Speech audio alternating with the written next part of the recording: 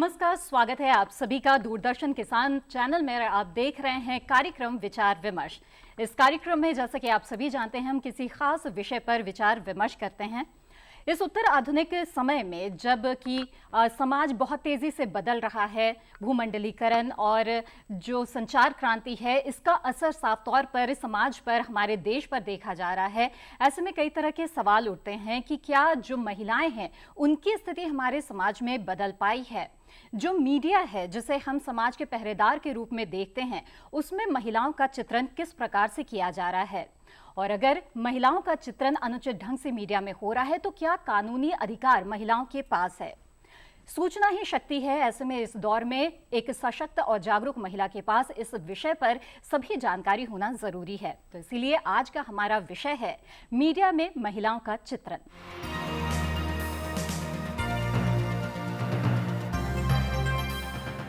इस विषय पर हम चर्चा करेंगे। उससे पहले आइए देख लेते हैं ये रिपोर्ट।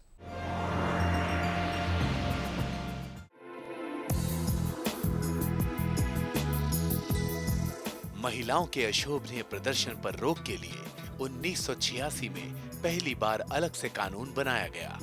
इससे पहले इस संबंध में आने वाली शिकायतों को भारतीय दंड संहिता की धारा 292, 293 व 294 के तहत निपटाया जाता था। 80 के दौर में जब महिला आंदोलन अपने पूरे चढ़ाव पर था, फिल्मों व विज्ञापनों में महिलाओं को एक वस्तु के रूप में दिखाने पर महिलाओं ने जोरदार आवाज उठाई।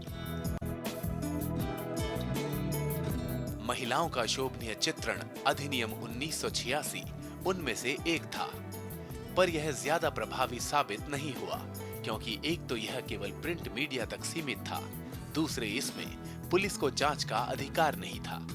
इस बीच इलेक्ट्रॉनिक मीडिया व सोशल मीडिया के आ जाने के बाद तो एक बार फिर इस संबंध में कड़े कदम उठाए जाने की मांग चारों तरफ से उठी।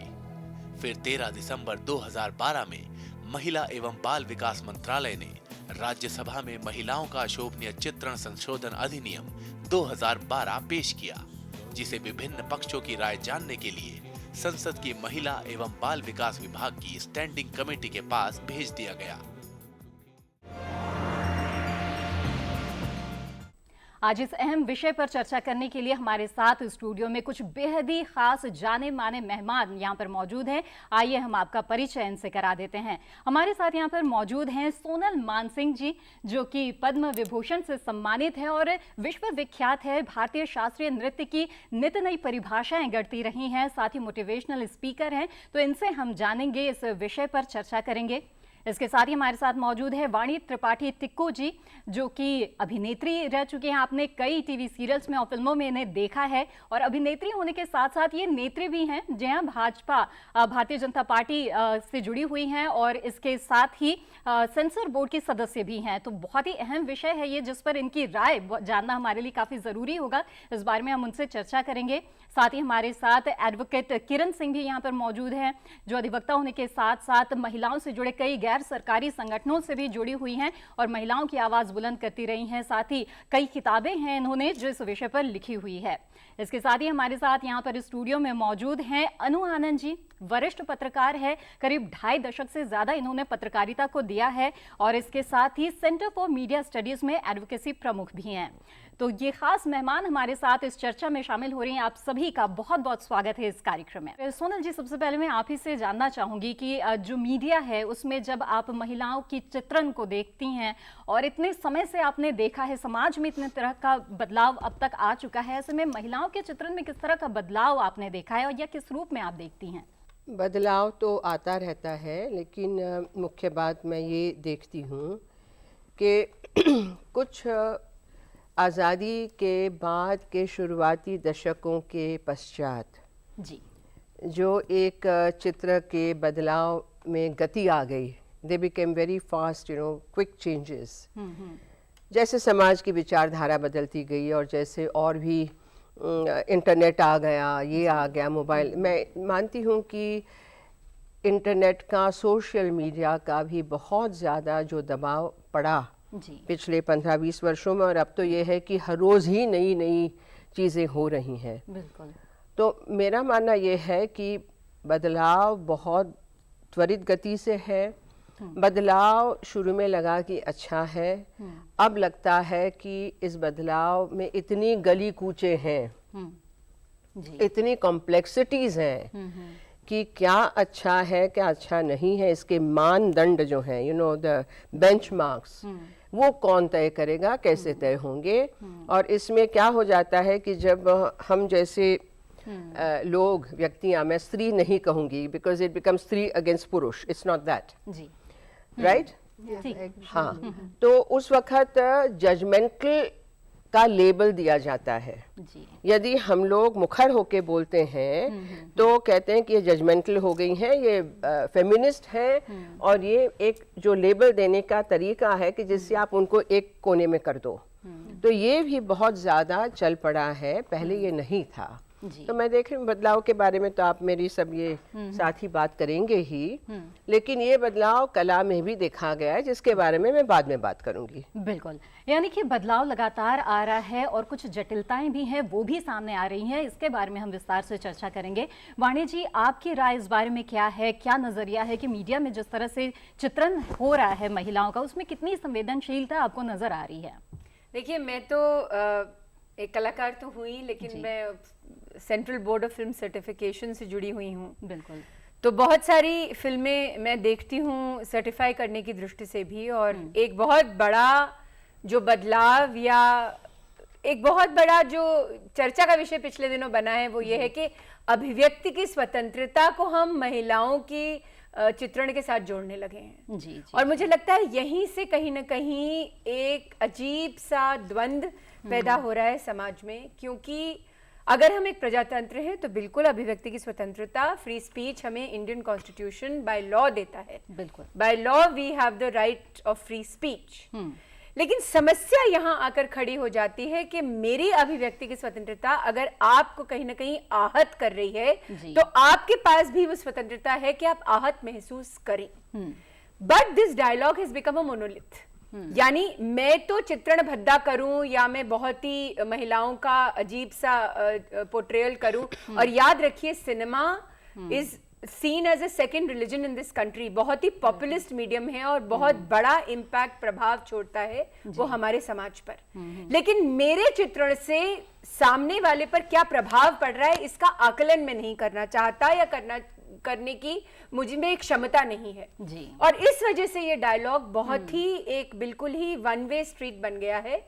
और मुझे लगता है कि कहीं ना कहीं इस तरह की चर्चा, क्योंकि आज हम यहाँ बैठकर राष्ट्रीय नेटवर्क पर ये चर्चा कर रहे हैं और जो लोग देख रहे हैं कहीं ना कहीं जब वो ये सुनेंगे तो कम से कम ये सोचेंगे तो सही जी। तो अभिव्यक्ति से ही जुड़ी हुई अभिव्यक्ति है कि हमें कहीं ना कहीं इन सवालों के जवाब आत्ममंथन करना होगा, देखना होगा, और ये महिलाओं की जिम्मेदारी नहीं है। बिल्कुल, क्योंकि अक्सर मैं ये कहती हूँ कि ये समाज अगर हम इसको इक्वालिटेरियन दृष्टि से देखें तो भी, अगर जेंडर बैलेंस की दृष्टि से देखें तो भी, पुरुषों को इस डिस्कोर्स में इन्वॉल्व करना बहुत जरूरी है ना। पुरुष और स्त्री बिल्कुल एक साथ जुड़ने चाहिए। और हमारा सिनेमा बहुत बड़ा जो तबका है वो पुरुष प्रधान है।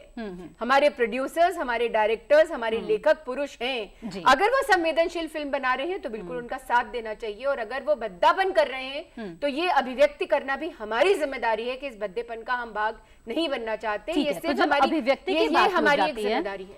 कानून की भूमिका जो है यहाँ पर अहम हो जाएगा। तो हमें ये बताएं कि ये जो मामला है अब अशोभनीय चित्रण का मीडिया में महिलाओं का, ये फिर एक कानूनी मुद्दा है या फिर ये सामाजिक मुद्दा है, इसे किस तरह से आप देखती हैं? देखिए, जो मेरा परसेप्शन है, कानूनी मुद्दा और सामाजिक मुद्दा दोनों है।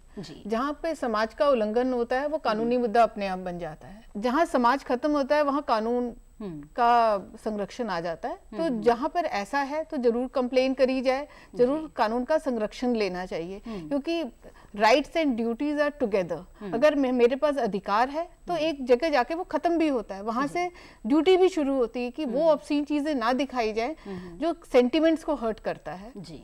जब ये पूरी चर्चा चल रही है तो जाहिर है इसके केंद्र बिंदु में महिला उत्थान की बात है, समाज में महिला की स्थिति को सुदृढ़ करने की बात है। तो ऐसे में जो मीडिया की भूमिका है और उसमें जिस तरह से चित्रण किया जा रहा है, उसकी भूमिका को आप किस तरह से देखते हैं? कैसे अगर मीडिया में महिलाओं का जो चित्रण है वो सही होगा, उचित होगा, तो उससे उनका जो सामाजिक उनकी जो स्थिति है उसमें बदलाव आएगा? बिल्कुल, जहाँ तक महिलाओं के चित्रण की बात है, सबसे पहले मैं बताऊं कि हम जब मीडिया की बात करते हैं तो मैं मीडिया को, जैसे वानी जी ने कहा फिल्मों की बात की, मैं मीडिया को 3 भागों में बांटना चाहूँगी। एक हम लोग बोलेंगे न्यूज़ मीडिया में कैसे चित्रण किया जाता है, फिर हम लोग बोलेंगे इंटरटेनमेंट मीडिया जो है उसमें महिलाओं को किस प्रकार से दिखाया जाता है, और तीसरा जो है एडवर्टाइजमेंट्स को लेके, हम विज्ञापनों को लेके एक अलग तरीके से इस पर बात की जा सकती है। इस बात से मेरे विचार से सब कोई सहमत होंगे कि जहाँ तक महिलाओं की संख्या जो है वो पिछले, जैसे सोनल जी ने भी कहा, पिछले कुछ दशकों से, खास करके पिछले 2 दशकों से महिलाओं की संख्या जो मीडिया में बढ़ी है, इस बात में कोई दो राय नहीं है।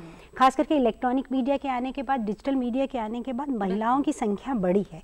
लेकिन सवाल ये उठता है, क्वेश्चन ये है कि क्या इन संख्या का बढ़ने की रिफ्लेक्शंस जो है वो मीडिया के पोर्ट्रेल में, मीडिया के चित्रण में दिखाई देता है, जो मीडिया में महिलाएं दिखाई जाती हैं। तो उसका जो, यही जो वानी जी बता रही थी कि जिस तरीके से महिलाएं, अभी भी एक सर्वे भी हुआ है, ग्लोबल सर्वे है, जिसमें ये बताया गया कि 60 कंट्रीज में महिलाओं के स्टेटस को जानने की कोशिश की गई थी, खास करके मीडिया में। तो उसमें ये पता चला कि बहुत सारी जो महिलाएं हैं उसकी जो अभी भी संख्या है 72% डिसीजन मेकिंग पोजीशंस पे अभी भी पुरुष बैठे हुए हैं। तो जो महिलाओं की संख्या बढ़ना ही यहाँ इम्पोर्टेंट नहीं है, वो कितनी डिसीजन मेकिंग पोजीशन पे बढ़े हैं। ये डेटा है, ये एशिया का डेटा है। कहने का अभिप्राय ये है कि जब तक डिसीजन मेकिंग की पोजीशंस पे महिलाएं नहीं आती, उनके पोर्ट्रेल में, उनके चित्रण में उतना अंतर हमें दिखाई नहीं देगा, चाहे वो न्यूज़ मीडिया हो, इंटरटेनमेंट मीडिया हो, या जो है एडवर्टाइजमेंट्स हो।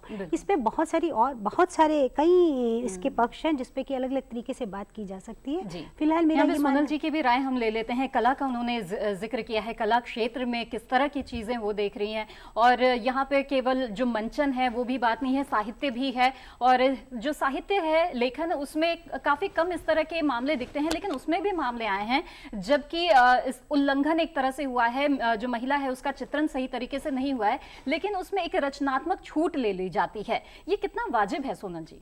सिनेमा का तो खैर दायरा विराट है, बिल्कुल। और मीडिया का भी दायरा, यानी जो एडवर्टाइजमेंट्स हैं, ये है वो है, वो दायरा विराट है। हम लोगों का दायरा थोड़ा सा सीमित है आज के ज़माने में, फिर भी उसकी असर बहुत दूर तक पहुंचती है जी। मैं ये कहूँगी कि जैसे द्रौपदी का आप कैरेक्टर चित्रण ले लीजिए, बिकॉज हमको हमेशा एक लाइट मोटिव चाहिए, एक सिंबॉलिक फिगर चाहिए जिससे कि आम जनता समझ सके। जी। आज आप उनसे संवाद कर आज आप सके। नीता सुरेश कहेंगे तो लोगों को है कौन, राधा कृष्ण कहेंगे, द्रौपदी कहेंगे तो तुरंत इट रिंग्स अ बेल। जी।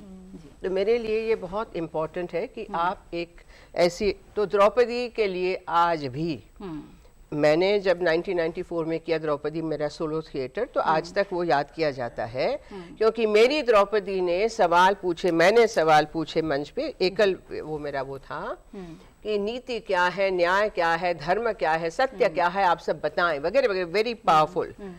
मुझे स्पीकर ऑफ द लोकसभा ने जो आए थे खास मंचन के लिए बुलाया, 300 MPs उस वक्त मौजूद थे जी। मैं 1994-95 की बात कर रही हूँ। और दूसरे दिन उन्होंने मुझे चाय पे बुला के कहा कि सोनल जी आप नहीं जानती है, मैं बताना चाह रही हूँ, कितने फोन आए, मेरे मित्रों ने देखा कि वो ऐसे घुस रहे थे जब ये सारा डायलॉग चल रहा था, तो काफ़ी एमपीज ने कहा कि सर हमें पता नहीं था, ये कल देख के तो रोना आ रहा था, हम अपनी कॉन्स्टिट्यूएंसी में जाके ज़रूर से इस पे ध्यान देंगे। मेरा कहने का तात्पर्य ये है कि कला, कोई बदलाव देखा आपने, नहीं देखिए, मैं तो कोई सर्वे नहीं करती हूँ, मैं तो आपको बता सकती हूँ कि कलाकार का भी बहुत बड़ा जिम्मा बनता है कि आप किस तरीके से इंटरप्रिटेशन करते हो। मैंने उसके बाद द्रौपदी के कई देखे हैं या पढ़े हैं, तो इट बिकम्स के भाई उसका कपड़े खींच लो, निर्वस्त्र करने का है, और उसकी वजह से कुरुक्षेत्र का युद्ध हुआ, उसने दुर्योधन को अंधा कहा जो नहीं था, महाभारत जो भी है। तो इस तरीके से हमारे जो सिंबॉलिक फिगर्स हैं, मैं आज आपको ये पूछूं कि आपके मीडिया में, आपके प्रेस मीडिया सब में कस्तूरबा गांधी कहाँ है, जिनकी वजह से महात्मा गांधी महात्मा बने, जिनके त्याग की वजह से उनका नाम तो कोई नहीं लेगा। आप तो फिल्म एक्ट्रेसेस की बात करेंगी, फिल्म एक्टर्स की बात करेंगी, जायज है। Why are we not depicting Sarojini Naidu हो, रमाबाई रानडे हो, मीराबाई हो, लल्लेश्वरी हो, महादेवी अक्का हो, जो निर्वस्त्र होके निकल पड़ी, विवाह की रात को उन्होंने कहा मैंने मना, मैं तो शिव की हूँ, सारा गहना कपड़ा उतार के निर्वस्त्र होके निकली, क्या बात है। और हम काहे की बात कर रहे हैं आज, मीरा निकल गई राजकुल की, अकेली निकली उस मुगल के जमाने में।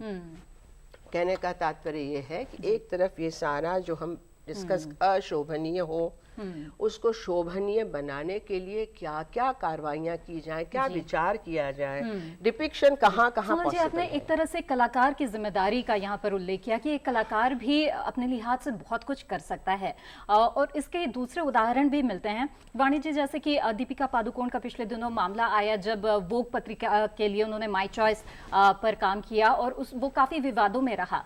तो क्या इस तरह के कई मामले हैं, उसमें कलाकार का एक पक्ष है कि उन्हें तो एक पारिश्रमिक मिला है, उनके एवज में उन्हें जो भी स्क्रिप्ट दी गई है उन्होंने वो कर दिया है, वो उस तरह से उन्होंने अभिनय कर दिया है। लेकिन क्या इसी तरह से जैसे सोनल जी ने कहा है कि जो कलाकार है उन्हें भी अपनी भूमिका समझनी होगी? बिल्कुल समझनी होगी। और मैं इस विषय पर अक्सर युवा कलाकारों के साथ, युवा फिल्मकारों के साथ अभी 3 दिन पहले एक बड़े लिटरेरी फेस्टिवल में इसी पैनल पे बात कर रही थी। और मैं साफ कहती हूँ कि आपकी जिम्मेदारी सिर्फ इसलिए नहीं है कि आप बॉक्स ऑफिस पे बहुत सारा पैसा और धन अर्जन करें, वो तो बिल्कुल एक कॉमर्स है, फिल्म इंडस्ट्री एक धन अर्जित करने का भी एक गढ़ है, उससे हम उसको अलग नहीं करते। The business point of view can not be taken away. लेकिन जिम्मेदारी सिर्फ कलाकार या फिल्मकार की ही नहीं है, जिम्मेदारी दर्शक की भी है, और इस पर अक्सर हम चर्चा नहीं करते। दर्शक की जिम्मेदारी इस तरह की है कि अगर वाकई कूड़ा प्रोड्यूस हो रहा है और गार्बेज दिखाया जा रहा है और आप उसको ले रहे हैं, जैसा कि मैं बिल्कुल दिखाना चाहूंगी, महिलाओं का टेलीविजन में जो चित्रण है वो बहुत ही भयंकर है। उस तरह के सीरियल, सोप ऑपेरास जिस पर हम लगातार कहते हैं कि वाह वाह वाह क्या लोकप्रिय मनोरंजन है, और बहुत ही विडंबना की बात यह है, प्रोड्यूस्ड बाय विमेन, बिल्कुल directed by women, acted by women, consumed by women, और उसका पोर्ट्रेयल क्या है कि बिल्कुल जो निकृष्ट तरीका हो सकता है महिलाओं को दिखाने का, परिवार में जिस तरह की पॉलिटिक्स ठूस ठूस कर कई दशकों से दिखाई जा रही है, वो अपने आप में बहुत ही अशोभनीय है। तो जब हम अशोभनीय शब्द का प्रयोग करते हैं तो ये जिम्मेदारी उस दर्शक के पास भी है, उस दर्शक की भी जिम्मेदारी है कि अगर वो कूड़ा है, वो गार्बेज है। याद करिए कि जब गोविंद निहलानी ने तमस बनाया, याद करिए वो जमाना, और आज हम दूरदर्शन में बैठकर ये बात कर रहे हैं, याद करिए वो कमाल के सारे सीरियल्स, बुनियाद, हम लोग, सर्कस, वो एक पैरेलल डिस्कोर्स था समाज का, जिसने महिलाओं के बारे में भी चर्चा की, युवाओं के बारे में भी चर्चा की, और देश की जो अपेक्षाएं थी उस समय की, उसकी चर्चा की, और दर्शकों ने उसको खूब गले लगाया। तो जिम्मेदारी कलाकार की भी है, फिल्मकार की भी है, लेकिन उस दर्शक की भी है। अगर आपको कूड़ा दिखाया जा रहा है और आप इस कूड़े को अगर चलने देंगे, उसको हिट करेंगे, तो वो कूड़ा बनेगा। उस कूड़े को आप रिजेक्ट करेंगे, if you will reject garbage, तो अपने आप कहीं ना कहीं उसका प्रोडक्शन कम होगा। मैं वाणी के उसमें एक चीज जोड़ना चाहूंगी कि दर्शक का उत्तरदायित्व, रिस्पॉन्सिबिलिटी कब बनेगी। तो दर्शक क्या है, दर्शक should be treated like a child, most of them. देखिए आप जो बात कर रही हैं बिल्कुल सही है, बिल्कुल जायज है, लेकिन मेजॉरिटी जो है देखने वाले वो सोच नहीं रहे हैं, वो बैठ रहे हैं, खा रहे हैं, देख रहे हैं और कितना क्या लदे हुए। लेकिन if you give every day तो वही देखेंगे। तो कहने का तात्पर्य ये है कि दर्शक को तैयार करने की भी जिम्मेदारी इन्हीं की है, निर्माताओं की है। बिल्कुल, वो बहाना ना ले कि दर्शक आपके मीडिया की है। बिल्कुल, यानी कि दर्शक क्या देखना चाहते हैं केवल उसी का बहाना न ले, और बल्कि अपनी जिम्मेदारी जो है वो तय करे। इस विषय पर इसी तरह से हमारी चर्चा लगातार जारी रहेगी, लेकिन कार्यक्रम में फिलहाल वक्त हो गया है एक छोटे से ब्रेक का। हम जल्द हाजिर होते हैं, बने रहें हमारे साथ।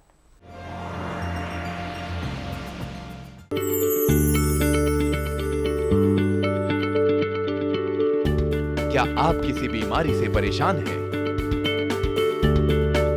चाहते हैं डॉक्टर की सलाह? तो हम हैं आपके साथ, बताएंगे आपको जीने की राह। समस्याएं आपकी, समाधान देश के मशहूर विशेषज्ञों के। घर बैठे बात करें देश के जाने माने डॉक्टरों से। हर शनिवार शाम 6 बजे से 7 बजे तक फोन कर डॉक्टरों से करिए सीधी बात हमारे लाइव प्रोग्राम स्वस्थ किसान में। हमारा टोल फ्री नंबर है 1800-113060। मौसम की आंख मिचौली में कैसे जीते किसान, क्या नया करने से होगी खेती फायदेमंद और आसान। जाने माने कृषि वैज्ञानिक रोज आपको बताएं इस मौसम में कौन सी फसल कैसे लगाएं, कैसे बढ़ाएं। कौन कीट है दुश्मन फसल का, कौन है खेती का मित्र। वैज्ञानिक सोच के रंगों से लहलहाए खेती का चित्र। मौसम खबर देखें रोजाना सुबह 8:30 बजे दूरदर्शन किसान पर। ब्रेक के बाद आप सभी का फिर से स्वागत है। आप देख रहे हैं विचार विमर्श। विचार विमर्श में आज हमारी चर्चा का विषय है मीडिया में महिलाओं का चित्रण, और इस विषय पर हम चर्चा कर रहे हैं। अनु आनंद जी, चर्चा को आगे बढ़ाते हैं। और जिस तरह से अलग अलग मीडिया की बात हम कर रहे थे, प्रिंट मीडिया की भी अहम भूमिका है। प्रिंट मीडिया में आपने इतने सालों में क्या परिवर्तन देखा है महिलाओं के चित्रण में, कंटेंट में जो है वो महिलाएं कहाँ किस रूप में आती हैं? देखिए, बहुत बदलाव तो आया है। हम इस बात से इनकार नहीं कर सकते हैं कि बदलाव नहीं है। जब मैंने शुरुआत की थी तो हालांकि बहुत कम ही महिलाएं जो थी मीडिया में थी, तो बाईलाइन के नाम से हम एक दूसरे को पहचानते थे। लेकिन धीरे धीरे समय आया कि अब इतनी महिलाएं हैं, महिलाओं की संख्या बहुत बड़ी है, जैसे मैं पहले भी कह चुकी हूँ। और इसकी वजह एक है सैटेलाइट एडिशन शुरू हुए, बहुत सारे जो पेजेस बढ़ गए हैं न्यूज़पेपर्स के।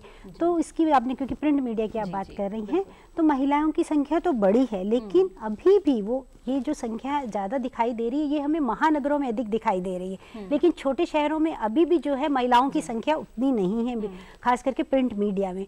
और अगर वो जैसे बीट्स भी है जो पहले सॉफ्ट बीट करती थी। बात करें आनंद जी, तो जिस तरह से अभी चर्चा में आया कि टीवी सीरियल्स में जो निर्मात्री है वो महिला है, लेकिन इसके बावजूद जो कंटेंट है वो उस तरह से नहीं है। तो क्या जो संख्या है वो अगर महज बढ़ जाए तब भी क्या माना जाए कि जो कंटेंट है वो अच्छा हो जाएगा, वो पुरुषवादी सोच से नहीं प्रभावित रहेगा? नहीं, मैं बिल्कुल सहमत हूँ। मैं यही बताना चाह रही थी कि संख्या बढ़ी है, लेकिन उसका रिफ्लेक्शंस जो है वो उसमें सुधार नहीं आया है उस हद तक। उनकी बीट की, जैसे पहले वो बहुत सॉफ्ट बीट करती थी, जैसे हम लोग सॉफ्ट बीट बोलते हैं मीडिया में, ये सेमिनार्स करना या महिलाओं के पन्ने देखना। लेकिन आजकल वो जो है स्टॉक मार्केट भी कर रही है, वार भी कवर कर रही है। इलेक्ट्रॉनिक मीडिया के आने से इस जो उनकी प्रोफाइल है वो और अधिक अच्छा हुआ है।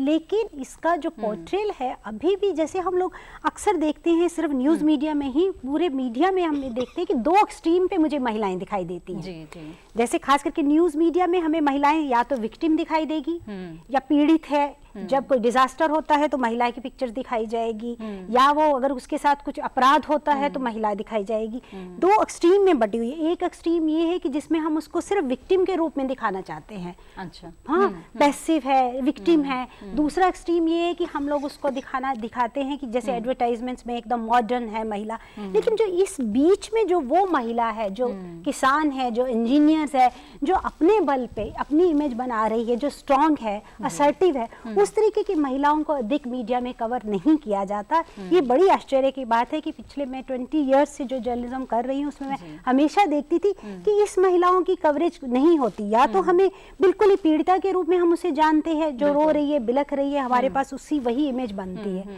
या फिर हम लोग या देखते हैं कि उसके साथ कुछ बुरा हुआ है तभी। लेकिन वो महिलाएं या फिर हमें सेलिब्रिटीज दिखाई देती है तो फिर वो मसाले का काम कर देती है कई बार न्यूज़। हाँ, या अगर कार भी बिक रही है तो उसके साथ भी महिला की पिक्चर है, जबकि कार चलाने वाला और कार बनाने वाला दोनों पुरुष है। बिल्कुल। मोबाइल की न्यूज आती है, मोबाइल की इंजीनियरिंग की बात कर रहा है तो वो पुरुष है, लेकिन मोबाइल फोन हाथ में लेके जो पिक्चर्स आती है वो महिला की होती है। तो ये जो चीजें हैं, ये जो हम कंट्रास्ट हम देखते हैं, ये कहीं ना कहीं हमें बहुत जो है कंसर्न हमें फील होता है कि इसमें कहीं ना कहीं चिंता की बात नजर आती है कि बहुत से बदलाव की जरूरत है। भारतीय संविधान के अनुच्छेद 14 में लैंगिक समानता की बात आती है, लेकिन व्यवहारिक तौर पर क्या हम ये पाते हैं? और जिस तरह से मीडिया हाउसेस का ही जिक्र अनु आनंद जी ने किया है, उसमें जो ये असमानता दिखती है हमें, तो उसका असर क्या होता है? महिलाओं का जो चित्रण है खासतौर पर जब मीडिया में आता है, उसका असर किस रूप में फिर दिखता है? देखिए, एक मैं एडिशनल बात बोलना चाहूंगी। सीरियल्स की भी बात हो रही थी, वानी ने भी बोला, अनु जी भी बोल रही हैं, आप भी बोल रही हैं। बिल्कुल।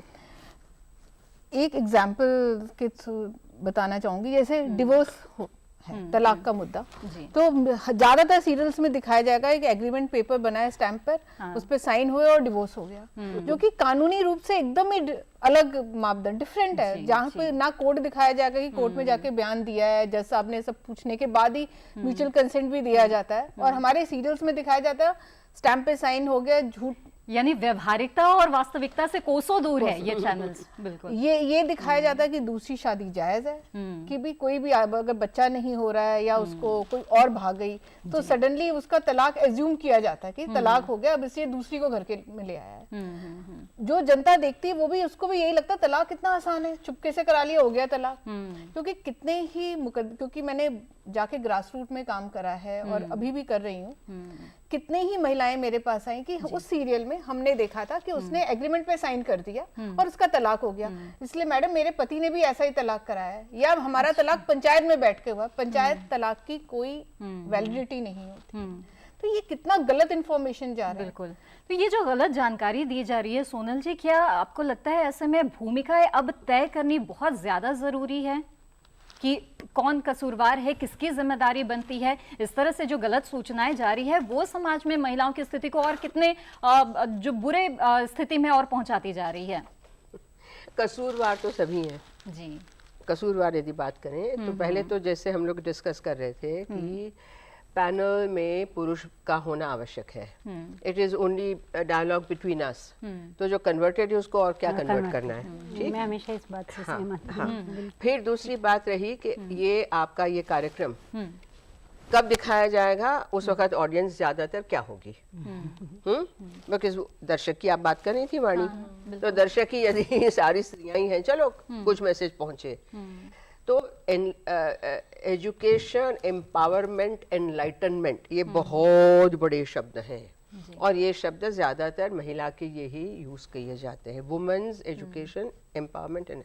मैं कहती हूँ कि पुरुष का भी तो हो जी, कि जहाँ तक आपके दो पहिए समानांतर ना चले तब तक आपके जीवन का, समाज का रथ नहीं चल सकता।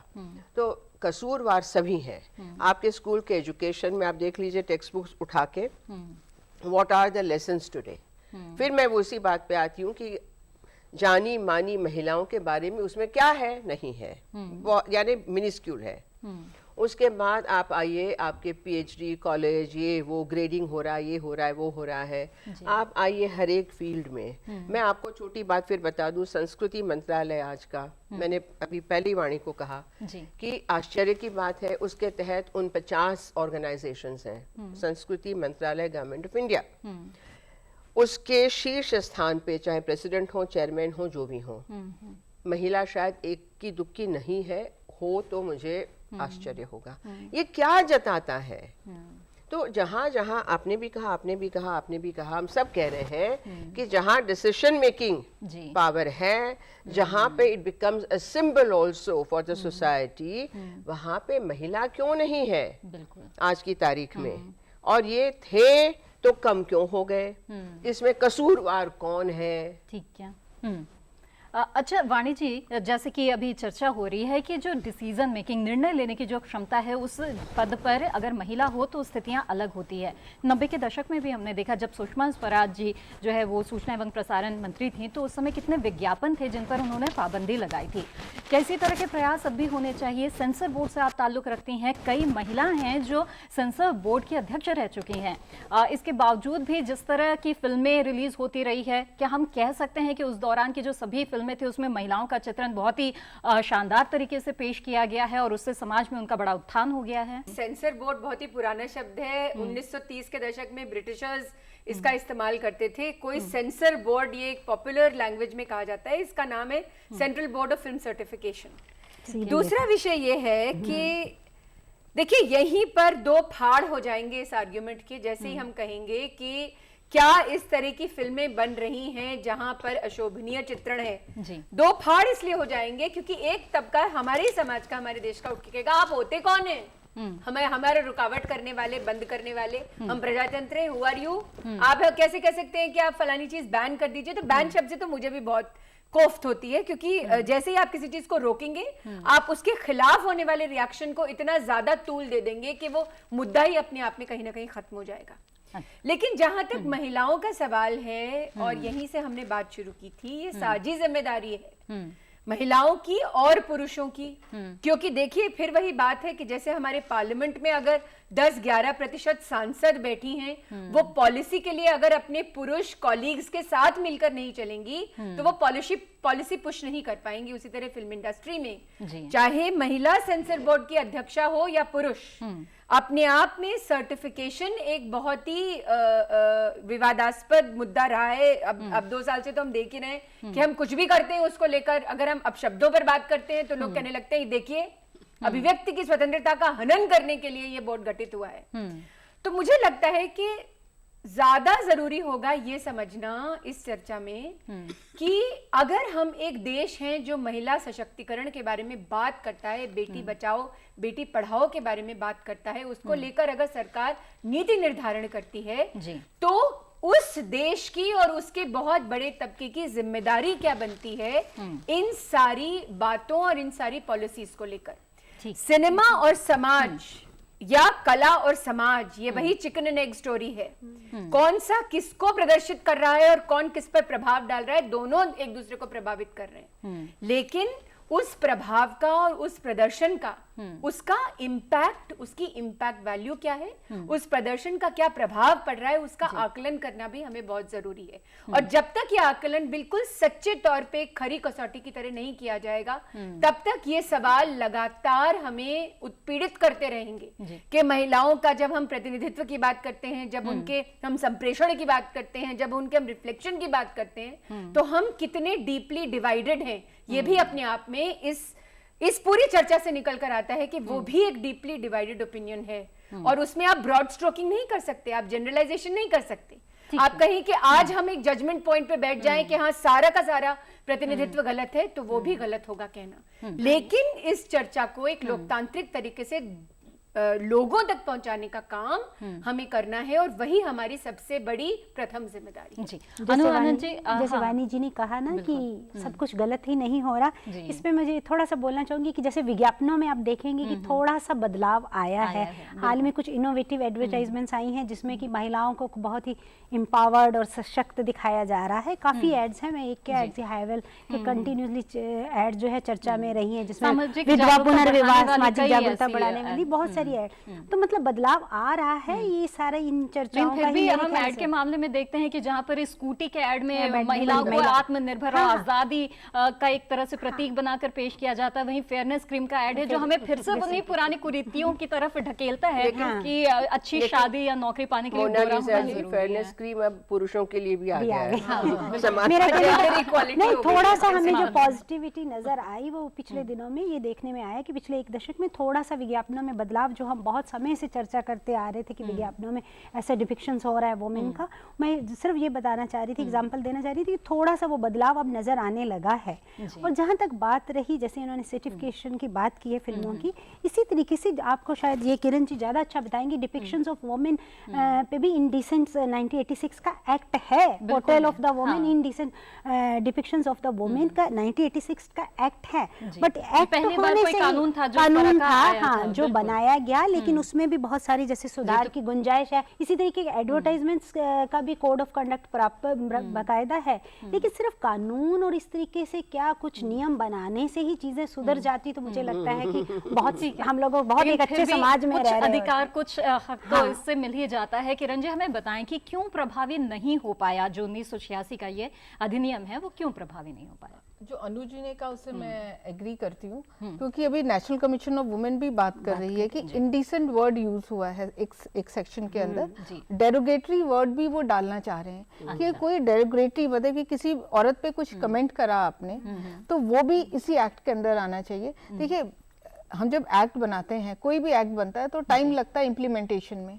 एक तो पहले तो सरकारी सेंसिटिव नहीं होती है भाई। देखिए हम कितने करोड़ की आबादी, कितने लोग बाहर निकल कर आते हैं कि ये ऐड गलत है, इसमें गलत पोर्ट्रेयल ऑफ वुमेन है, तो ये हमें बंद करा देना चाहिए। जैसे कि ब्रीफ के मेंस ब्रीफ के ऐड में फीमेल इज स्टैंडिंग देयर, तो बड़ा रॉन्ग इंप्रेशन जाता है कि उसमें उसकी क्या जरूरत है। बिल्कुल। ये जो बीच में इतना लंबा गैप 1986 से एक्ट शुरू हुआ, उसके बाद कितनी बार इस पे मीटिंग्स हुई, कितनी बार एनसीडब्ल्यू ने रिकमेंडेशंस दिए, लेकिन वो पारित होने में जो समय लगता है, मजाक बन के रह दैट इज जाता है ना। स्टैंडिंग कमेटी की रिपोर्ट भी उस पर 2013 में आ चुकी है, लेकिन वो राज्यसभा में मैं वाणी से एक चीज पूछना चाहूंगी जी जी बिल्कुल। कि ये जो आप कह रहे हैं डेरोगेटरी एंड इंडिसेंट, ये तो कतई फिल्म में लागू ही नहीं हो रहा है। फायदा क्या हुआ? सही कह रहे हैं। जो करोड़ों लोग देख रहे हैं वहां पे तो फ्रीली सब है, फिर क्या? ठीक Then है। what? तो वाणी जी, जैसा कि आप बता रही थी कि अगर सर्टिफिकेशन बोर्ड अगर किसी तरह का निर्णय लेता है तो वो विवादों में घिर जाता है, तो आपको लगता है कि अगर इस तरह का कानून बन जाएगा जिसमें डेरोगेटरी शब्द इस्तेमाल कर लिया जाएगा, तो फिर सर्टिफिकेशन बोर्ड की तरफ से भी आसानी हो जाएगी कि भाई तो कानून है, अब इतना आसान इसके नहीं लिहाज से होगा। आप नहीं, नहीं नहीं, इस्तेमाल कर नहीं, सकते। थोड़ा सा हम कंफ्यूज न हो। Certification board cinematograph act of 1952 की जो गाइडलाइंस है उसके वो अलग है। तहत काम करता है। ठीक है। उसका इंडियन पीनल कोड से संबंध नहीं है, लेकिन सर्टिफिकेशन के बावजूद एक इंडियन ट्राइब्यूनल है, एक फिल्म अपीलिएट ट्राइब्यूनल है जिसमें प्रोड्यूसर्स जाते हैं और कई बार फिल्म रिजेक्ट होने के बावजूद ट्राइब्यूनल में जाकर उनको गुहार लगाते हैं और ट्राइब्यूनल का अपना तो एक क्या अलग इस लीगल गाइडलाइन तरीका में है। बदलाव की कोई बात, कोई मांग उठी है, इस गाइडलाइन में बदलाव किया जाए? देखिए, गाइडलाइंस में तो बहुत कुछ है जो वैसे ही निहित है, objectification, national security, communal violence and portrayal of women को लेकर। लेकिन पिछले दिनों सरकार ने एक श्याम बेनेगल कमेटी जरूर गठित की और वो कमेटी अपने आप में सर्टिफिकेशन के नए नॉर्म्स पर इस वक्त रिपोर्ट दे चुकी है और उसके बारे में देश भर में चर्चा हो रही है। लेकिन फिर मैं एक बात यही कहना चाहूंगी कि महिलाओं के ऑब्जेक्टिफिकेशन का विषय सिर्फ एक सर्टिफिकेशन बोर्ड की एम्बिट में लाकर अगर हम छोड़ देंगे तो हम इस पूरे डिस्कोर्स को अधूरा करके छोड़ देंगे। सिर्फ नहीं, लेकिन इसकी भी भूमिका हो और उसे भी माना जाए। ऑब्जेक्टिफिकेशन अपने आप में एक बहुत बड़ा, बहुत ही विस्तृत और बहुत ही डीपली इन्फ्लुएंस्ड मैं अंडरलाइन करूंगी जी। इन्फ्लुएंसेस आर्थिक हैं, कमर्शियल हैं, प्रोफेशनल हैं। जब लोग पैसा कमाते हैं, क्यों किसी ब्रीफ के एड में एक महिला आपको दिखाई देती है, इसके बारे में चर्चा करिए ना।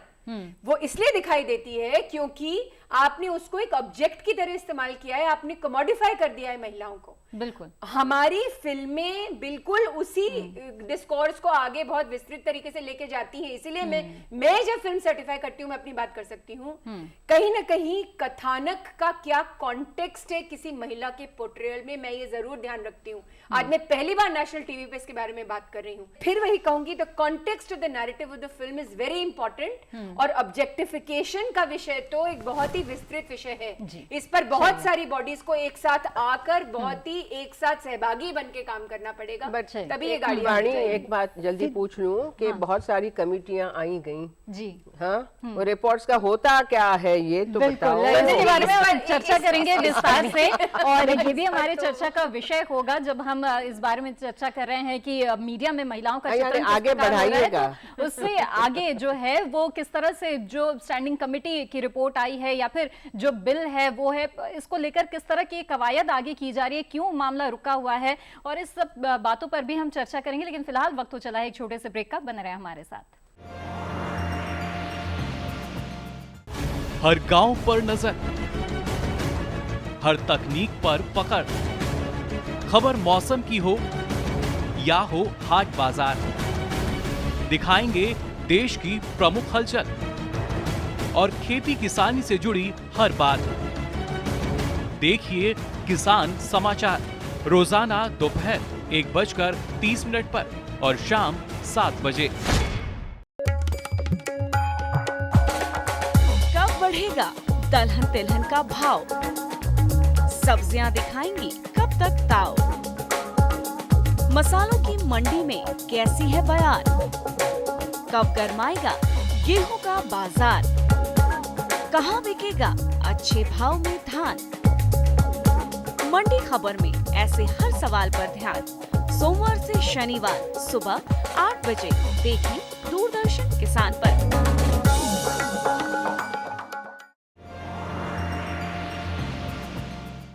ब्रेक के बाद आप सभी का स्वागत है। आप देख रहे हैं विचार विमर्श। विचार विमर्श में आज चर्चा का विषय है मीडिया में महिलाओं का चित्रण।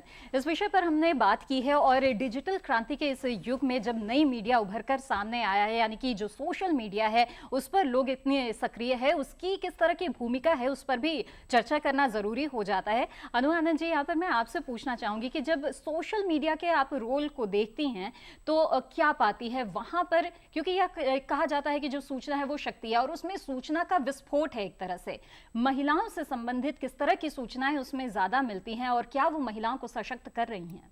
महिलाओं को ये देखिए, जो सोशल मीडिया के लिए हमारा अभी जो कंट्री है, अभी नया नया शुरुआत हुई है, तो क्योंकि अभी हम दूसरे मीडिया पे ही लगाम नहीं कस पाए हैं या कुछ कर पाए हैं, तो अभी इसमें टाइम लगेगा। देखिए, सोशल मीडिया एक ऐसा प्लेटफॉर्म है जिसपे कि हर कोई टोटली फ्री है कुछ भी अपने विचारों को एक्सप्रेस करने के लिए, अपनी पिक्चर्स डालने के लिए या किसी तरीके की कुछ भी लिखने के लिए। इसमें कहीं भी कोई आपके क्या कहते हैं चेक एंड पोस्ट नहीं है कि आप देख सकें कि चेक एंड बैलेंसेस नहीं है। तो अभी इस तरीके को मीडिया को हैंडल करने के लिए और उसमें भी आप ये एक्सपेक्ट करें कि उसपे महिलाओं का चित्रण बेहतर तरीके से हो, तो मुझे लगता है कि अभी काफी इतनी जल्दी उम्मीद करना थोड़ा मुश्किल है। हाँ, लेकिन उसमें फिर भी आईटी के कानून हैं, लॉज हैं जो कि इम्प्लीमेंट होते हैं और हुए भी कुछ घटनाओं में किए भी गए हैं। कि किस तरह से वाकई आनंद जी कहती हैं कि ये बेलगाम एक जगह है जहां पर आप कुछ भी कह सकते हैं। और हमने मामले देखे हैं कि जब कई महिलाओं के खिलाफ बहुत ही अभद्र तरीके से लिखा गया है, उन्हें रेप की धमकियां तक दे दी गई है, ऐसे में जो साइबर क्राइम है उसकी विक्टिम उल्टे बनती जा रही हैं महिलाएं। तो क्या हथियार महिलाओं के पास है इनसे लड़ने के लिए? देखिए, जो साइबर क्राइम के अंदर इंफॉर्मेशन एंड टेक्नोलॉजी एक्ट आता है, जिसके सेक्शन 66 के तहत वो कंप्लेन कर सकती है जी। इसमें गवर्नमेंट की सेपरेट बॉडी है एंड इवन क्रिमिनल केस भी दायर होता है। इन दोनों एक्ट के अंदर वो अपने आप को प्रोटेक्शन ले सकती है। प्लस इसमें पुलिस को भी अपने आप देखना पड़ेगा कि कुछ ऐसा दिख रहा है किसी फीमेल के खिलाफ, तो उस पर वो एक्शन ले। अगर आप फेसबुक पे जाएंगे, फेसबुक खोलेंगे, किसी का नाम आपने टाइप करा, बड़े सारे नाम आ जाते हैं, उसमें आप देखेंगे बड़ी ऑब्सीन फोटोग्राफ्स हैं, बिल्कुल, एंड जो कि बच्चों पे इम्पैक्ट करेंगी। बच्चे के साथ साथ महिलाओं पे इम्पैक्ट आता है उसका कि ये औरत हो सकता है इस तरह पोस्ट करती हो। तो चेक एंड बैलेंस यहाँ भी होना बहुत ज़रूरी है। तो इस तरह की फ़ोटो नहीं आनी चाहिए। मैं किसी से एक बार बहस कर रही थी कि गवर्नमेंट का चेक होना चाहिए, तो उन्होंने जैसे अरब कंट्रीज़ में है कई जगह कि इस तरह के साइट्स पे वो बैन लगा देते हैं जी। मेरे को ये लॉजिक दिया गया कि जी वो तो दक्यानूसी लोग हैं, हम इंडिया में ये काम नहीं कर सकते। जो चीज बच्चों को अफेक्ट करती है, महिलाओं को अफेक्ट करती है, हम क्यों नहीं उस पर रोक लगा सकते हैं? और इसको रोक लगाने से हमारा कोई अधिकारों का हनन नहीं हो रहा। आर्टिकल 22, 21 एंड 14 का हनन कहीं नहीं होता है। Right to equality and right to live with dignity. We have a right to live with dignity. Every woman has a right. उसको ऑब्सनिटी की तरह आप कहीं नहीं यूज कर सकते, उसके बारे में बुरा नहीं बोल सकते। बुरे का मतलब मैं फिर से कह रही हूँ कि उसको ये नहीं पोर्ट्रे कर सकते कि वो हमेशा दहेज के खिलाफ झूठी कंप्लेन करती है या वो झूठे केस में आदमी को फंसाना चाह रही है। एक मामला होता है औरत का झूठा, तो पूरा समाज उठ पड़ता है, सारी मीडिया आ जाती है। देखा, ये कानून बदल जाना चाहिए। तरफा ये जो प्रेजेंटेशन है वो ना हो, क्योंकि अगर एक झूठा मुकदमा आता है डाउरी हैरेसमेंट का, तो सारी मीडिया खाने को दौड़ पड़ती है कि देखो ये मिसयूज हो रहा है लॉ का। वो ये नहीं देखते। पिछले दिनों करवा चौथ का तो मुझे याद आया, व्हाट्सएप पर भी ऐसे चुटकुलों की भरमार हो गई कि करवा चौथ के अलावा बाकी दिन महिलाएं कितना प्रताड़ित करती हैं अपने पति को, बस एक दिन पूजा करती है। तो एक तरफा ये जो प्रेजेंटेशन है वो है, और वो व्यवहारिकता जो वास्तविक है उससे कहीं दूर है। इसमें दिक्कत ये है कि वास्तविकता से दूर होते हैं इस तरह के जो मैसेजेस। लेकिन इसमें डिजिटल एक चीज सिर्फ जोड़ना चाहूंगी कि डिजिटल मीडिया ने कहीं कहीं हम लोग नेगेटिव पॉइंट्स तो उसके डिस्कस कर चुके हैं, लेकिन कहीं कहीं महिलाओं को एम्पावर्ड भी किया है। हम उस एस्पेक्ट्स को बिल्कुल नहीं छोड़ सकते हैं कि जिसमें कि महिलाएं जो है अपने आप को अब एक्सप्रेस कर पा रही हैं, या बहुत सी चीज़ों में हम एक जैसे रेप के लिए, रेप को लेके ही पिछले दिनों एक लड़की का रेप हुआ तो एक इतना बड़ा हमने कैंपेन खड़ा हो गया। तो कहने का अभिप्राय ये है कि दोनों तरीके की चीज़ें सामने में आ रही है, प्रोज एंड कॉन्स हैं। डिजिटल मीडिया के जहाँ नेगेटिव पॉइंट्स काफ़ी सारे सामने आए, पोर्टल ऑफ वुमेन को लेके, वहाँ हमने ये देखा कि एक अभियान खड़ा करने पे या महिलाओं को एजुकेट करने में, उनको एम्पावर करने में भी बहुत हेल्पफुल भी है। सुनल जी, आपकी क्या राय है सोशल मीडिया? मैंने तो पहले शुरू होते ही कहा था कि सोशल मीडिया का क्या रोल है जी। तो अनु जी ने बहुत अच्छा कहा कि नेगेटिव तो है, सामने जो पॉजिटिव है उसको बढ़ावा हम लोग दें और उसी को स्प्रेड करें कि भाई जो भी कहना है, जो भी करना है करो और एक पूरा अभिप्राय खड़ा करो। और जो कमियां हैं उसे दूर अब कैसे किया कमियां जाए? हैं तो है, अब क्या किया साइबर जाए। लॉज बट एक बात है कि cyber crime and it's very weak, so Kiran ji, यहाँ पर आप जो भी दर्शक हमारे हैं उन्हें आप सुझाव दें और बताएं इसके बारे में कि जो महिला का शोभनीय चित्रण है, इस मामले को लेकर अगर कोई महिला कोई मामला दर्ज कराना चाहती है या शिकायत करना चाहती है तो क्या उसके पास उपाय है? उसके पास उपाय ये है कि थाने में जाके कंप्लेन जरूर दायर करें। और जहाँ पर क्राइम, ये कंप्यूटर रिलेटेड यानी साइबर क्राइम रिलेटेड दफ्तर है, वहाँ पे भी जा, क्योंकि ये जो दफ्तर होते हैं ये अलग हैं। दिल्ली में जैसे लोधी रोड पर है उनका दफ्तर, वहाँ जाके वो कंप्लेन दायर कर सकती हैं। और या फिर अगर वो दिल्ली में बेस्ड हैं तो ऑनलाइन भी कंप्लेन दायर हो रही हैं और उस पर कार्रवाई होती है। वो डिपेंड करता है आप कितना परस्यू कर पाए, कितने अधिकता से उसको लड़े। जैसे कोई भी मुकदमा हो, अगर औरत से रिलेटेड हो, ये जब निर्भया कांड से पहले जी 376 यानी रेप के मुकदमे रजिस्टर ही नहीं होते थे जल्दी, अब रजिस्टर होने लगे हैं। आवाज तो उठानी पड़ेगी ना, अवेयरनेस भी देनी पड़ेगी। जब तक आवाज नहीं उठाई जाएगी तब तक कुछ नहीं हो सकता। अब कह रहे हैं कि हम वहाँ बार बार जाएं, उसको परस्यू करें या बैंक की लाइन में खड़े रहें या सब्जी भाजी ले। बदलाव लाना है तो धैर्य भी रखना होगा और अपनी तरफ से भी कदम आगे बढ़ाना होगा, ये बहुत जरूरी है। वाणी जी, जिस तरह से हम अधिनियम की बात कर रहे थे और उसमें हमने चर्चा भी की कि किस तरह से उसमें संशोधन के लिए जो है वो राज्यसभा में भी महिला एवं बाल विकास मंत्रालय की तरफ से अधिनियम पेश किया गया है और स्टैंडिंग कमेटी ने भी अपनी रिपोर्ट जो है वो 2013 में सौंप दी है। इसके बावजूद बिल पेंडिंग है, तो क्या इसमें एक जो राजनीतिक इच्छा शक्ति है उसमें कमी ये नहीं दर्शाता है कि जो महिलाओं से जुड़े मुद्दे हैं वो अभी भी शायद प्राथमिकताओं में नहीं है, पीछे हैं? बिल्कुल, आपने बिल्कुल ही मतलब मेरे तो मुझे जवाब देने की जरूरत नहीं है क्योंकि आपके सवाल में ही जवाब निहित है। राजनीतिक इच्छा शक्ति का मतलब ये भी है कि याद रखिए ये बहुत बड़ी सेंध है उन पेट्रियार्कल फ्यूडल गढ़ों में जो सालों साल महिलाओं को दबाकर राजनीति करते रहे हैं। और उन सब गढ़ों में जब सेंध लगेगी तो डेफिनेटली उनके लिए एक आइडेंटिटी क्राइसिस पैदा होगी। और मैं खुलकर कह रही हूं कि पुरुष राजनेता बहुत डरते हैं इस बात से कि अगर महिला सशक्तिकरण और महिला रिजर्वेशन जैसे बिल हाउस में पास हो जाएंगे तो कहीं ना कहीं एक तो ये 33% आरक्षण अपना आप में उनको लगता है जान का बवाल हो जाएगा, क्योंकि अभी तो आप बहुत ही दरगुजर करने वाली कॉन्स्टिट्यूएंसीज पकड़ा देते हैं महिलाओं को और फिर भी वो जीतती हैं। और याद रखिए जब एक महिला के खिलाफ लड़ती है, gender is no more an issue, it's an equal fight.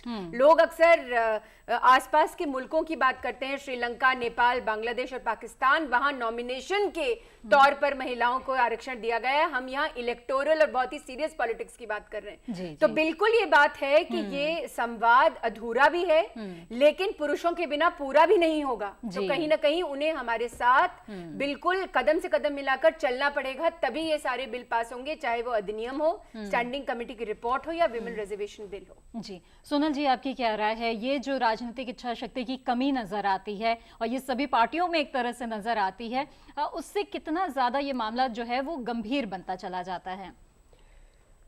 मेरा ख्याल है कि मेंटालिटी बदलने की ज़रूरत है जी। पुरुषों को भी एजुकेशन और एनलाइटनमेंट की ज़रूरत है। पार्लियामेंट में जब भाषा प्रयोग होती है परकटी महिलाएं या डेंटेड एंड पेंटेड, तो यदि पुरुष पार्लियामेंटेरियन ऐसी भाषा का प्रयोग करें खुलम खुला, तो औरों का तो क्या कहना, तो उनकी सोच में बदलाव कब आएगा? और जब तक सोच में बदलाव नहीं आएगा, या तो जो अच्छा करना चाह रहे हैं उन पार्टी के पास ऐसा बहुमत हो कि वो दोनों सदनों में पास करवा दे। तो दोनों में से एक भी बात अब नहीं हो रही है आजकल। हो जाए तो अच्छा है, मोदी जी के नेतृत्व में ये हो जाए तो अच्छा है। उन्होंने पहली बार लाल किले से कहा बेटी बचाओ बेटी पढ़ाओ, और यदि बेटी बाहर जाती पूछते हैं बेटे को क्यों नहीं पूछते हैं। अहम बातें, मूलभूत उन्होंने बातें उठाई। देखिए क्या होता है आगे आगे। और सोशल मीडिया की बात पर एक उस वक्त नहीं बता पाई आपको, जितनी ये स्पेस एनर्किक है उतनी एम्पावरिंग है, ये तो है।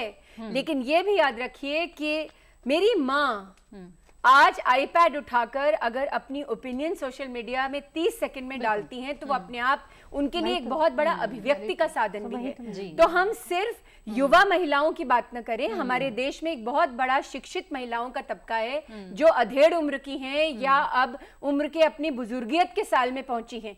यही सोशल मीडिया उनको कितना सशक्त कर रहा है, ये भी एक बहुत बड़ा विषय है। और मुझे लगता है बिल्कुल अगर प्रतिबिंब विकृत होगा तो वो भी एक तबका उस पर रिएक्ट करेगा, इसलिए इस स्पेस को बहुत ध्यान से और बहुत ही पैनी नजर से देखने की जरूरत है। जी बिल्कुल, बहुत ही वाजिब बात कही है वाणी जी ने। अनु आनंद जी, लेकिन एक तर्क इसके साथ ये भी दिया जाता है कि वाकई ये बहुत अच्छा माध्यम है क्योंकि आपको ये सशक्त करता है, सूचनाएं और अपनी अभिव्यक्ति आप कर सकते हैं। एक महिला क्या सोचती है यही बात कहीं ना कहीं दरकिनार हो जाती है, लेकिन सोशल मीडिया उसको ये प्लेटफॉर्म देता है कि वो अपनी बात कह सकती है। लेकिन खासतौर पर जब महिलाओं के सामाजिक उत्थान की बात करते हैं तो जो सबसे बड़ा तबका है वो सोशल मीडिया के दरअसल पहुंच के ही बाहर है। तो उनके लिए क्या किया जाए, उनके लिए जो मीडिया है वो किस तरह की भूमिका निभा सकता है, निभानी चाहिए?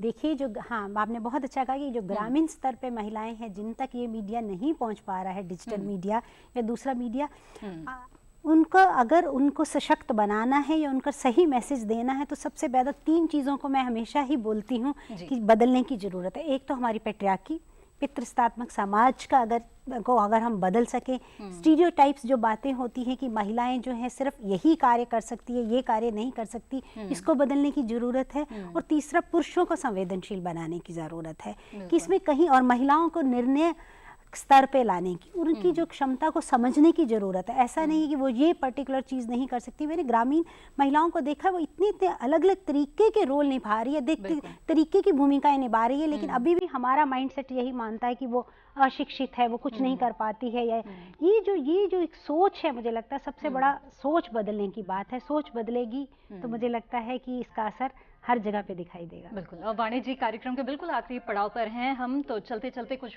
विशेष टिप्पणी आप आखिर में करना चाहेंगी जो महिलाओं की स्थिति है और जो मीडिया की भूमिका है उसमें, उसे देखते हुए? देखिए, हमारा प्रतिबिंब सिर्फ एक मोनोलिथ नहीं है। हम ये ना समझें कि ये कोई एक बिल्कुल एकाकी सा की से यात्रा है जो एक ही तरफ से प्रतिबिंबित हो रही है। समाज और उसके साथ जुड़ा हुआ मीडिया एक दूसरे से बहुत ही बुरी तरह से गुत्था हुई वाली स्थिति है। तो मुझे लगता है कि कहीं ना कहीं जब हम ब्रॉड स्ट्रोकिंग करते हैं, औरतों की कमोडिफिकेशन की बात करते हैं, तो हमें भी मीडिया को अपने ही तरफ से प्रतिबिंबित करके बताना पड़ेगा कि आपके इस बद्देपन को हम एक्सेप्ट नहीं करना चाहते। और ये फिर वही जहां मैंने शुरुआत की था, साझी जिम्मेदारी है। अगर ये यिन और यांग, और अगर हम अर्धनारीश्वर की बात करें तो पुरुष और नारी और स्त्री, नर और नारी के साथ जुड़ने वाली बात है। लेकिन पुरुषों का भी सशक्तिकरण, और सशक्तिकरण यानी उनको संवेदनशील बनाने की शक्ति हमें देनी पड़ेगी समाज को, जिससे कि हम उन्हें संवेदनशील बना पाए। एक सेकंड यदि हो तो मैं वाणी के ऊपर एक और जी, अपनी बात आप जोड़े हैं। वाणी सरस्वती, तो उसके ऊपर तो बोला नहीं जा सकता, लेकिन रचना हूँ चराचर की, नारी भी चराचर कुदरत की रचना है, नारी हूँ बराबर की। फिर चैलेंज ये है, आप मार्स पे चलिए, मंगलयान लेके जाइए, न पाओगे कोई अन्या, मैं हूँ आज की कन्या, आपको मेरे पास ही आना पड़ेगा, वहाँ कोई नहीं मिलेगा। बहुत ही खूबसूरत बात आपने कही है सोनल जी। और इसी के साथ आज के इस कार्यक्रम में बस इतना ही। आप सभी का बहुत बहुत धन्यवाद इस चर्चा में शामिल होने के लिए। तो मीडिया में महिलाओं के चित्रण पर आज हमने बात की, और जो बात निकल कर आती है सामने वो यही है कि इसमें सबको अपनी भूमिका निभानी ही होगी। मीडिया जो है वो भी समाज का ही हिस्सा है, तो हम सबको अपनी सोच में बदलाव लाना होगा। वैचारिक आंदोलन की जरूरत है, और साथ ही जो कानूनी पहलू है जो एक तरह से सशक्त बनाता है महिलाओं का, उसका होना बेहद जरूरी है। उसके लिए राजनीतिक इच्छा शक्ति की जरूरत है। तो उम्मीदें सबसे है और सबको ही अपनी भूमिका यहाँ पर निभानी होगी। इसी के साथ आज के इस कार्यक्रम में बस इतना ही। हमें दीजिए इजाजत।